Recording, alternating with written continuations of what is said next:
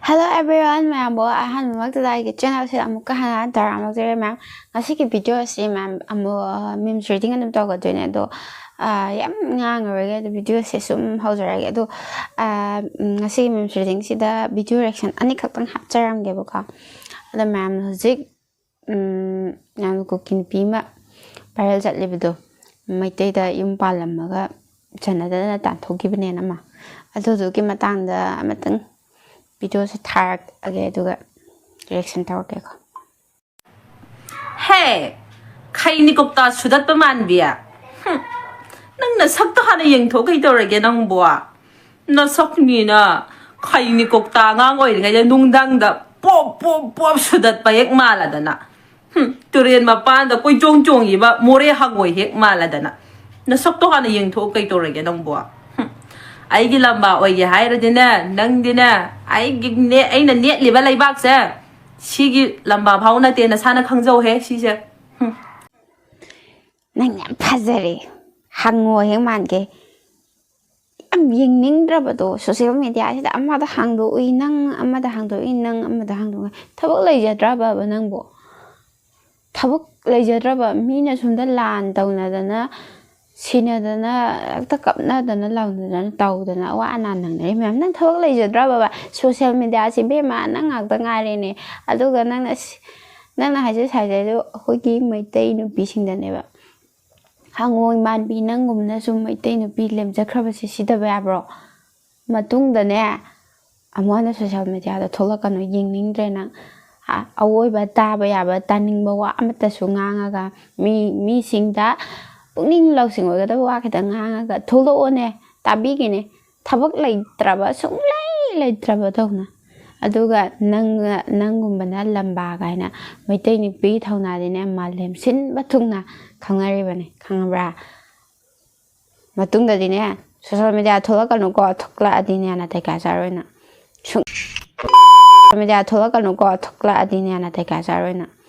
ayonzari pamne loro pamdre loro ayonzari nupa phangdebi singna yaragadi khudong sabase mangan biganu ayonzari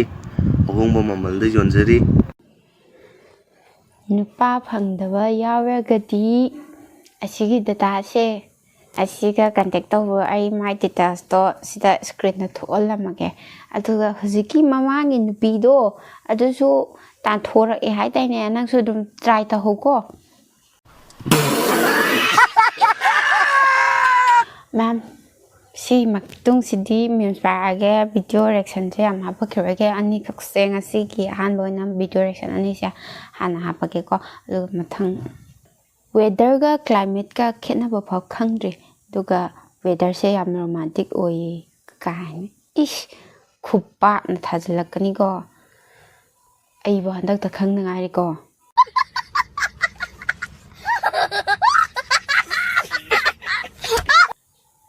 Kainer mala ni do.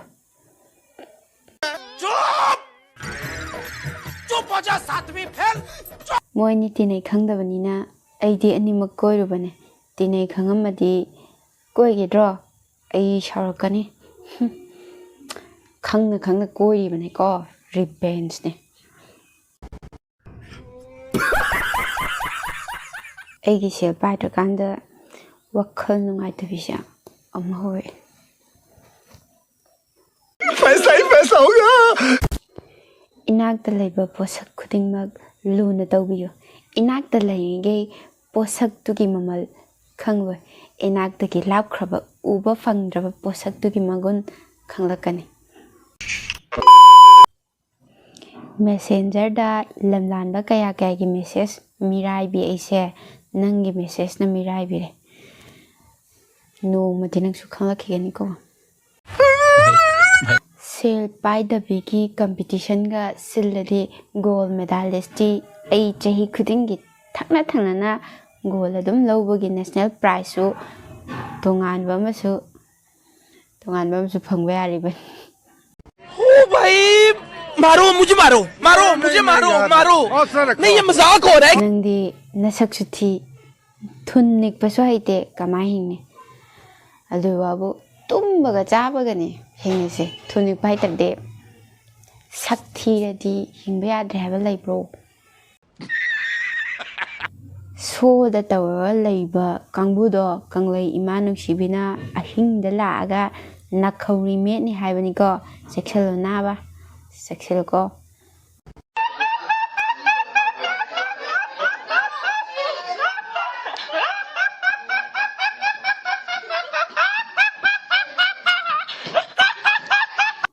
ꯑꯔꯤꯕꯤ ꯑꯣꯏꯁꯨ ꯂꯥꯏꯕꯛ ꯌꯦꯡꯉꯒꯦ ꯈꯜꯂꯦ ꯐꯪꯗꯕ ꯀꯥꯡꯕꯨꯗꯤ ꯇꯧꯔꯛꯀꯗꯣꯏꯅꯤꯀꯣ ꯃꯔꯨ ꯑꯣꯏꯕ ꯅꯨꯃꯤꯠ ꯈꯨꯗꯤꯡ ꯅꯪꯅ ꯏꯅꯥꯛꯇꯗꯤ ꯂꯥꯛꯇꯅ ꯀꯅꯥꯏ ꯃꯅꯥꯛꯇꯅꯣ ꯆꯠꯂꯤꯗꯨꯕꯣ ꯀꯅꯥꯏ ꯃꯅꯥꯛꯇꯅꯣ ꯅꯪ ꯑꯗꯨꯝ ꯆꯠꯂꯤꯗꯣ ꯍꯥ ꯚꯦꯂꯦꯟꯇꯥꯏꯟ ꯗꯦ ꯇꯥꯔꯦ ꯏꯅꯥꯛꯇ ꯂꯥꯛꯇꯦ ꯅ꯭ꯌꯨ ꯏꯌꯔ ꯇꯥꯔꯦ ꯏꯅꯥꯛꯇ ꯂꯥꯛꯇꯦ खंद्रे रुको जरा सबर करो बोला धक्का बुक्की नहीं कर थीरेसु काकपति लेपोहे छुंग लेप लेपिदंग नते इवा लान चटखिबदी कैसु खलुदे अदुगा हलकपदा लेसाबिगा खुदसुकनबसिदि बा थमोइसि कायबसाने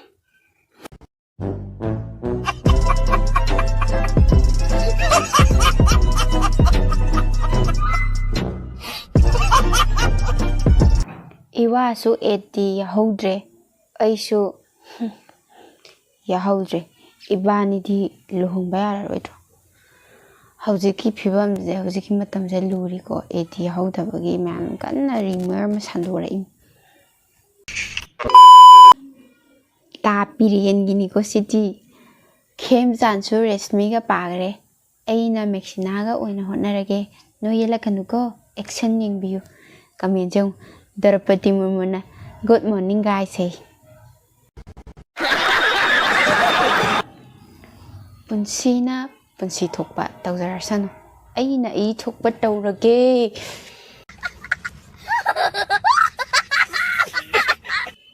सेंगना खुमो नंग नुपी क्या कोइगे अमता कोइदबा अइदी कमाइन तौदरबा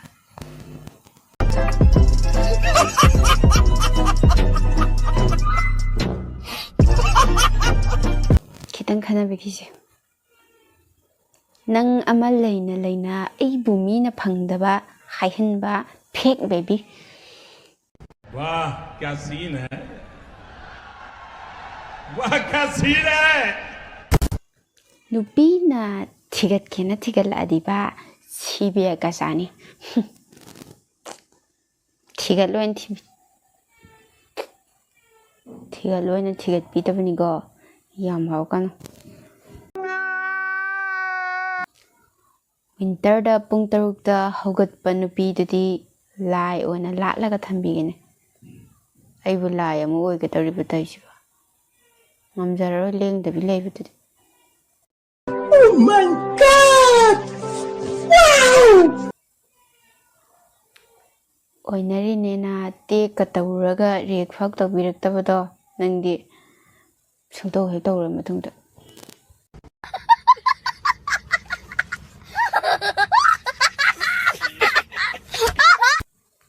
nupi luna tawgadaba nupase kai lamda lege imanabi pige aigi nate ko imanabi amta pige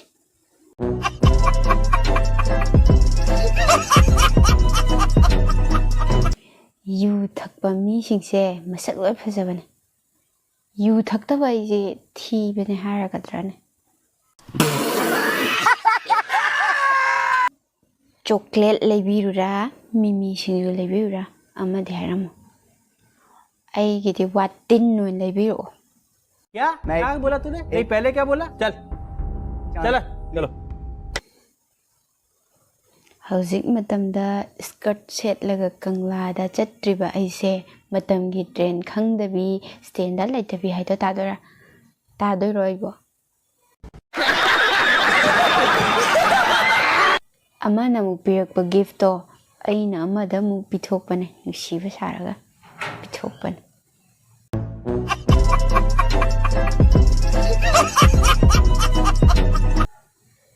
क्वा तलब चादब नुपीदी डायमंड ने सेल ओनबा यारोइदबा डायमंड को यू थक्तब नुपी लेरिबो यावोंग इनगे यू सु थक्चदे यावोंग इनफमसु लैजदे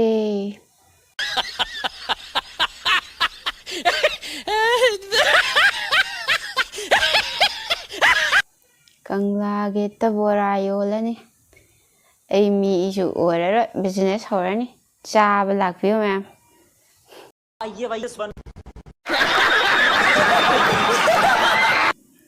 ꯑꯩ ꯀꯣꯏꯔꯒ ꯍꯨꯟꯗꯣꯛꯑꯝꯒꯦ ꯀꯥꯏꯅ ꯈꯜꯂꯤꯗꯣ ꯑꯣꯏꯔꯣꯀꯣ ꯇꯞꯇꯥꯏ ꯅꯨꯡꯁꯤꯍꯜꯂꯒ ꯉꯥꯎꯍꯜꯂ ꯊꯝꯃꯝꯕ ꯉꯥꯛꯇꯅꯦ ꯑꯩꯅ ꯊꯥꯖꯗ꯭ꯔꯒ ꯍꯪꯉꯨꯁꯨ ओ भाई मारो मुझे मारो मारो मुझे मारो मारो नहीं ये मजाक हो रहा है ꯑꯩꯅ ꯀꯩꯝ ꯍꯥꯏꯗ꯭ꯔꯁꯨ ꯉꯥꯡꯗ꯭ꯔꯁꯨ ꯑꯩꯅ ꯈꯜꯂꯤꯁꯦ ꯅꯪꯅ ꯑꯟꯗꯔꯁꯇꯦꯟ ꯇꯧꯕ ꯄꯥꯝꯃꯦ ꯂꯥꯏꯔꯤꯛ ꯄꯥꯎꯁꯨꯀꯣ ꯁ꯭ꯋꯥꯏꯗ ꯌꯥꯝ ꯂꯥꯛꯀꯅꯤ वाह क्या सीन है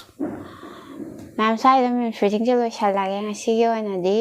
ꯑꯗꯨ ꯃꯊꯪꯗꯁꯨ ꯃꯌꯥꯝ ꯄꯥꯖꯔꯛꯀꯦ ꯃꯌꯥꯝꯅ ꯁꯣꯏꯗꯅ ꯚꯤꯗꯤꯑꯣꯁꯦ ꯅꯨꯡꯉꯥꯏꯕꯤꯔꯒꯗꯤ ꯁꯤꯌꯔ ꯇꯧꯕꯤꯔꯝꯃꯣ ꯑꯗꯨꯒ ꯂꯥꯏꯛ ꯇꯧꯕꯤꯌꯨ ꯀꯥꯎꯕꯤꯒꯅꯣ ꯑꯗꯨꯒ ꯚꯤꯗꯤꯑꯣꯁꯦ ꯀꯃꯥꯏ ꯀꯃꯥꯏꯅ ꯇꯧꯏ ꯈꯣꯠꯂꯤ ꯍꯥꯏꯕꯗꯨ ꯀꯃꯦꯟꯠꯁꯦ ꯊꯥꯗꯕꯤꯔꯝꯃꯣ ꯀꯃꯦꯟꯠꯁꯦ ꯑꯃꯃꯝꯇꯪ ꯀꯩꯅꯣꯝꯇꯪ ꯌꯦꯡꯕꯤꯔꯒꯗꯤ ꯀꯃꯦꯟꯠꯁꯦ ꯀꯩꯅꯣꯝ ꯍꯥꯏꯕꯤꯔꯝꯃꯣ ꯑꯗꯨ ꯃꯊꯪꯗ ꯚꯤꯗꯤꯑꯣ ꯐꯖꯕ ꯁꯦꯝꯖꯔꯛꯅꯕ ꯍꯣꯠꯅꯖꯒꯦ ꯃꯌꯥꯝ ꯉꯁꯤꯒꯤ ꯑꯣꯏꯅꯗꯤ ꯁ꯭ꯋꯥꯏꯗ ꯂꯣꯏꯁꯤꯜꯂꯒꯦ ꯃꯌꯥꯝꯗꯤ ꯀꯩꯅꯕꯗ ꯌꯥꯊꯪ ꯅꯤꯖꯔꯤ